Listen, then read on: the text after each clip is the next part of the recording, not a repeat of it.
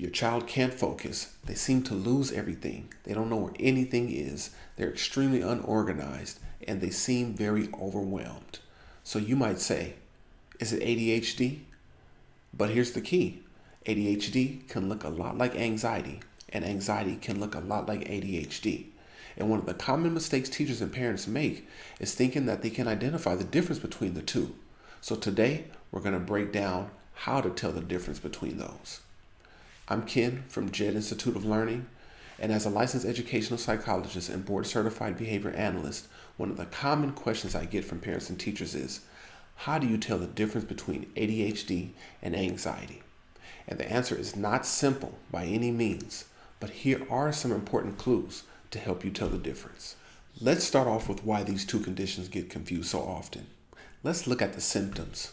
Difficulty concentrating, difficulty focusing, forgetfulness, restlessness, difficulty starting a task, difficulty finishing a task, getting emotionally overwhelmed easily, having a low frustration tolerance. All of these are symptoms of both ADHD and anxiety. But when you look at them both, you start to say, well, how can I tell the difference? And that's why us as professionals don't only ask, what is the child doing? We start to ask, why is the child doing it? People with ADHD often know what they're supposed to do. The challenge is doing it consistently. So they often misplace things. They often have difficulty starting. They often have difficulty finishing a task. They often have difficulty controlling their emotions and their impulses. But this happens across settings. It's not necessarily based on fear. It's based on their executive functioning skills. So their planning, their organization, their work in memory. These difficulties occur across multiple situations. Anxiety works differently. An anxious brain is constantly scanning for fear. We like to say an anticipatory brain is constantly looking for things that are going to happen in the future that may be good. An anxious brain is constantly looking in the future for things that are going to go bad. So they're constantly worrying about, what if I mess up? What if I'm embarrassed? What if something goes wrong? What if the worst case scenario happens? This is constantly running through the anxious brain, and it's simply based on fear. It's not happening in every situation like you see with ADHD. It's only when something is coming up that seems like it's going to cause an extreme disaster. That is when you start to get anxiety. And that can be crippling. And that's the part that keeps people from taking that next step. It looks a lot like ADHD. You have trouble starting, you have trouble finishing, but the problem isn't, I have problems focusing, I don't know what to do, I don't have executive functioning skills. The problem is, I'm so crippled by the fear, I don't know what to do next. When I'm trying to distinguish between anxiety and ADHD, I often ask parents this one important question. What happens when the pressure is no longer there?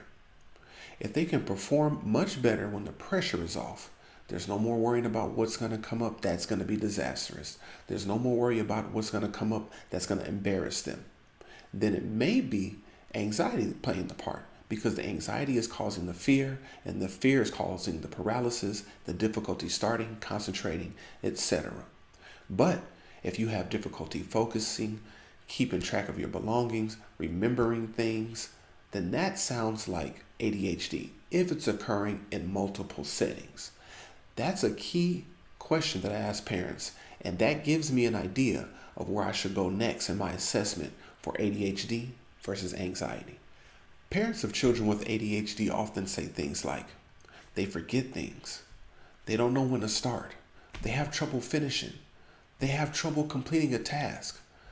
That sounds like executive functioning, and that sounds like ADHD. Parents of anxious children often say, they worry all the time, they have difficulty with changes in routines. They often ask me what's going to happen if this happens. They always want to know what's coming up next. If these are questions that are constantly coming up, then that points more towards anxiety. Here's where it gets tricky. Many people have both.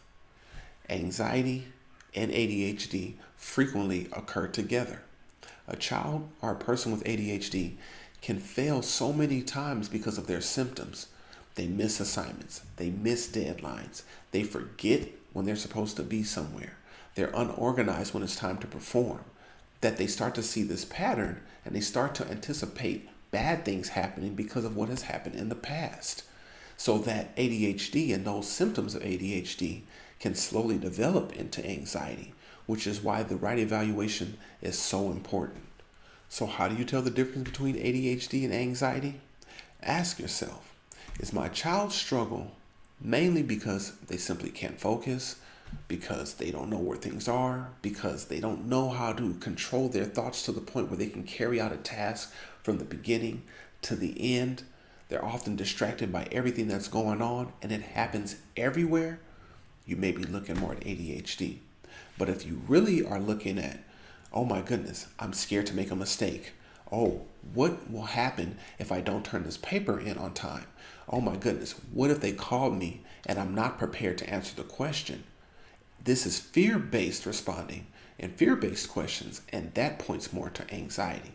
So looking at both symptoms and identifying how severe they are and if they're occurring in multiple settings and across a long period of time will give you a much better understanding if it's ADHD that you're looking at or simply anxiety.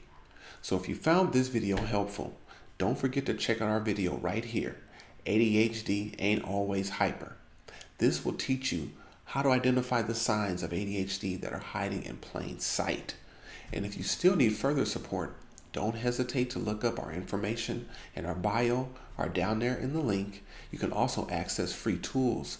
And the number of our tools come from our free behavior boot camp for parents, where you can learn to speak your child's language before you try to change their behavior. So if you like information like this and you want to know more about the IEP process, disabling conditions, and how to maximize your potential regardless of your situation, you don't have to do anything but one thing, and that is to stay tuned.